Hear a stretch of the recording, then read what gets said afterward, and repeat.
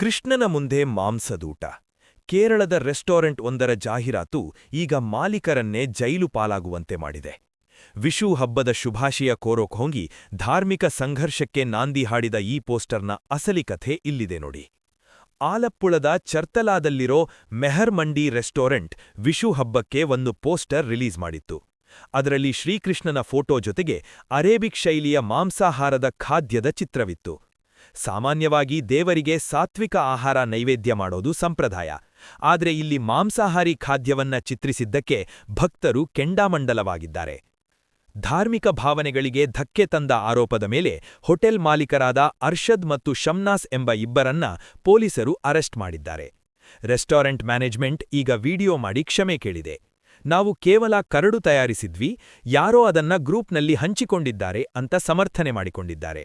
ಆದರೆ ಪೋಸ್ಟ್ನ ಸ್ಕ್ರೀನ್ಶಾಟ್ಗಳು ಈಗ ವೈರಲ್ ಆಗಿದ್ದು ಪ್ರಕರಣ ಕೋರ್ಟ್ ಮೆಟ್ಟಿಲೇರಿದೆ.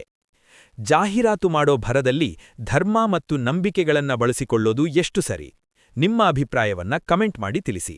ಲೇಟೆಸ್ಟ್ ಸುದ್ದಿಗಳಿಗಾಗಿ ನಮ್ಮ ಚಾನೆಲ್ ಸಬ್ಸ್ಕ್ರೈಬ್ ಮಾಡಿ. ಧನ್ಯವಾದ.